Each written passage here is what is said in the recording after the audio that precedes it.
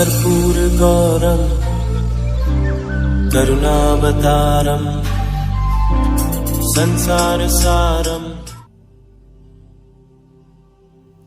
ओम शिवा, जय माता दी। पुनः स्वागत है आप सभी का। चलिए हमारा उत्तम विषय ले लेते हैं। केतु बाबा ने करा है नक्षत्र परिवर्तन, और ये नक्षत्र परिवर्तन, इसका सीधा प्रभाव हमारे प्यारे प्यारे वृश्चिक राशि के जो जातक हैं उनके जीवन पर कैसा बना रहेगा। सबसे पहले हम तिथि समझ लेते हैं, फिर विषय को बहुत अच्छे से समझने का प्रयास करेंगे। 10 नवंबर 2024 रविवार रात्रि 11:31 से 20 जुलाई 2025 रविवार दोपहर 2:10 तक उत्तर फाल्गुनी नक्षत्र में गोचर करेंगे केतु बाबा। 18 मई 2025 रविवार शाम 4:30 बजे से सिंह राशि पर गोचर करेंगे केतु बाबा। तो मूल क्या समझना है, 10 नवंबर से लेकर 18 मई का समय है, यहाँ तक हमारे को गणना समझनी, क्योंकि इसके पश्चात जो है जगह ही बदल लेंगे, यानी अमुक राशि में गोचर करेंगे। अब जो ये अमुक राशि में जो गोचर करते हैं, इनका जो गोचर जब भी गिना जाता है, इनका हमेशा पीछे जाना ही इनका आगे बढ़ना कहा जाता है। ये राशि में भी पीछे आते हैं, जैसे सिंह राशि पे आएंगे ना, तो ये पीछे चलते हैं, आगे नहीं बढ़ते हैं। बाकी सारे आगे बढ़ते हैं, ये पीछे चलते हैं। राहु भी पीछे चलते हैं, नक्षत्र में भी पीछे आएंगे। नक्षत्रों की जो सीरीज़ है, जो गिनती है शुरुआत से, ये पीछे चलते हैं, उल्टे चलते हैं। अब नक्षत्र में जो पद होते हैं, ये पद भी सबसे लास्ट से शुरुआत करते हैं। तो पद में समझना पड़ेगा, ये उत्तर फाल्गुनी नक्षत्र है, यह है सूर्यदेव के अंडर। इसमें है 4 पद। जो पीछे वाले 3 पद हैं, यानी 4, 3 और 2, सारे के सारे हैं शनि बाबा के अंडर में। और जो पहला पद है, यह है बृहस्पति देव के अंडर में। 18 मई 2025 जो मैंने तिथि बताई है, जब ये सिंह राशि पर गोचर करेंगे केतु बाबा रविवार को 4:30 बजे से, शाम 4:30 बजे से, तब ये पहले पद पे आ जाएंगे, बृहस्पति देव के अंडर में आ जाएंगे। अब आपको समझना क्या है, इन तीनों चीज़ों को कंबाइन कर लेना है। जहाँ पर केतु बाबा बैठे हुए वह आपका लाभ स्थान, वहाँ पर है कन्या राशि। ये हो गया शरीर, यानी शरीर किसका हो गया, बुध का। उत्तर फाल्गुनी नक्षत्र, उसका बेस क्या है, सूर्य। तो आत्मा हो गई वह नक्षत्र, यानी सूर्य। और जो चरण है वह चरण हो गया आत्मा का स्तर, कि आत्मा क्या खोज रही है, वह हो गया शनि। इन तीनों को कंबाइन कर लेते हो तो आपको ये चीज़ समझना पड़ेगा, आप बिल्कुल अलग चल रहे हो अपने लाभ स्थान को लेकर, और बाकी सारी चीज़ें हैं वह बिल्कुल अलग चल रही हैं। तो यहाँ पर अगर ये समझ नहीं पा रहे हो, तो 5 बड़े बदलाव जो आपको देखने को मिलेंगे वृश्चिक राशि वाले, उनके संदर्भ में प्रार्थना करूँगा, बड़े ध्यान से उनको समझिएगा। सबसे पहले तो इस बात का ध्यान बना के रखिएगा कि आपके जो विचार हैं वह दुनिया से अलग हैं। इसलिए इस बात की अपेक्षा रखना कि सम्मुख व्यक्ति आपकी बात नहीं समझना चाहता है, यह थोड़ा सा गलत है। वह समझ ही नहीं सकता है। ध्यान बना के रखिए, जब समझ ही नहीं सकता है तो उससे किसी प्रकार का हमारे को मन का भेद क्यों बना के रखना है। आइए आपको बात समझ में, समझ ही नहीं सकता है।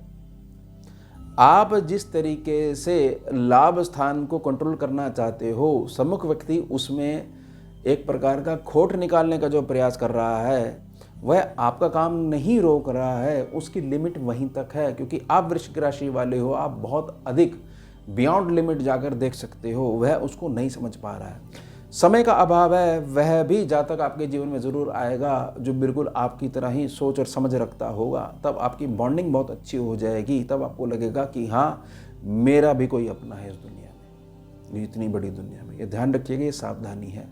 इससे आपका हर प्रकार का लाभ रुका हुआ है कि मैंने अपेक्षा रखी थी, वह अपेक्षा सम्मुख व्यक्ति के पास से मेरे को नहीं मिल पा रही है, इसलिए मैं निजी तौर पर परेशान हूँ, मानसिक रूप से परेशान हूँ। दूसरा ध्यान बना के यह रखना है कि आपको यह लगता है कि मेहनत और परिश्रम के संदर्भ में अब वो पहले वाली बात नहीं रही है। मुझे नहीं लगता है, क्योंकि केतु बाबा की एनर्जी होगी ना बहुत तेज, और सूर्य शनि आपस में टकरा रहे, जिनका कभी मेल नहीं हो सकता। एक अंधकार, एक प्रकाश है, और बुध देव दोनों को बैलेंस करने में लगे हुए हैं, और उससे जो लाभ स्थान है ये हिल रहा है। जब ये हिल रहा है तो सारी जगह जहाँ जहाँ दृष्टियाँ पड़ रही हैं वो सब की सब नकारात्मक होती जा रही हैं।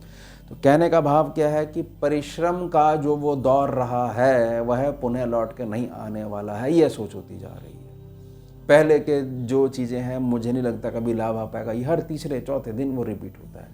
जैसे वो चंद्रमा का जो गोचर चलता है ना, हर तीसरे दिन जो है वो मानसिकता में एकदम से चेंज आने लग जाता है। तो इस बात का ध्यान बना के रखिएगा। परिश्रम को परिश्रम के तरीके से ही करा जाता है। आगे बढ़ेंगे। मुझे ना तो मेरा को घर वाला समझ पाया, ना मेरी कोई संतान समझ पाई मेरे को। मेरे जो पुराने सहपाठी थे वह भी उस समय मेरा मखौल बनाया करते थे, और अब का जो वर्तमान समय चल रहा है इसमें मेरा मखौल बनेगा और आगे भी बनता रहेगा। ये क्या चीज़ है? ये सोच में और अधिक सोच आ गई है। व्यर्थ में ऐसी चीज़ें आ गई हैं कि मेरी और मेरी संतान के बीच में बहुत अधिक डिस्टेंस आ गया है।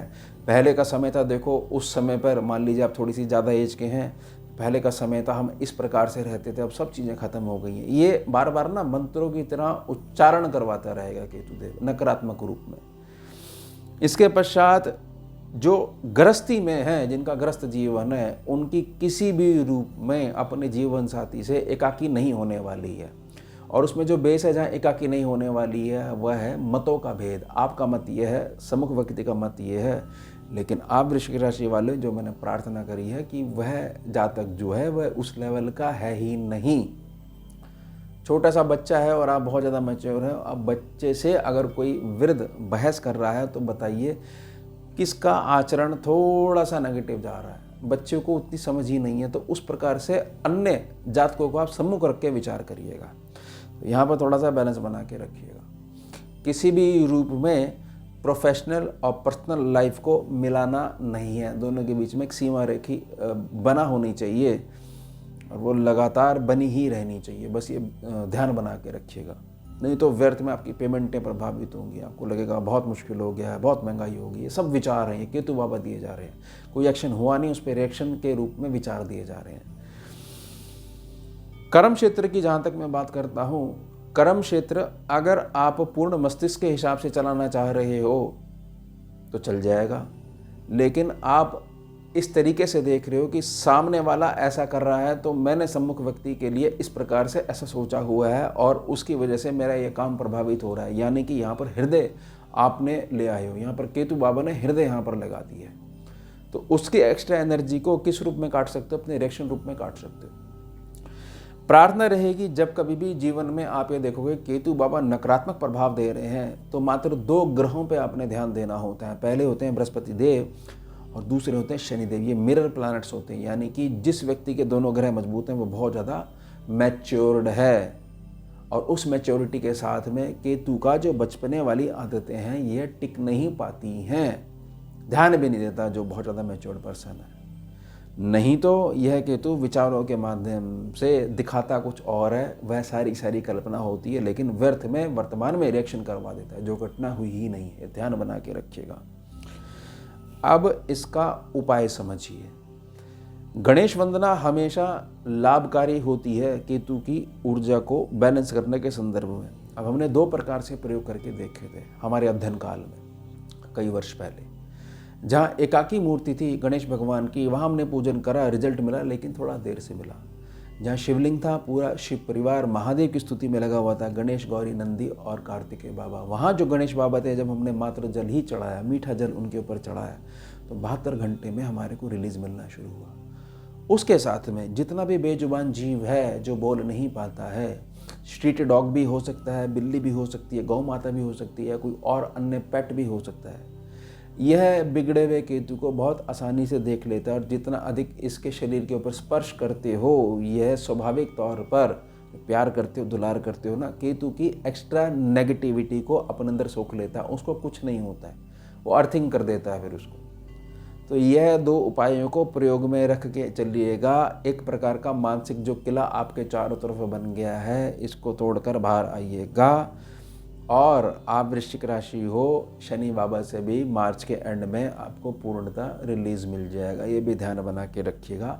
कल्पनाओं में मत घूमिए। जो मैंने उपायों के लिए प्रार्थना करी है, सावधानी के लिए जो प्रार्थना करी है, 5 बड़े बदलावों के लिए जो प्रार्थना करी है, उनको ध्यान में बना के रखिएगा और दृढ़ संकल्प के साथ आगे बढ़िएगा।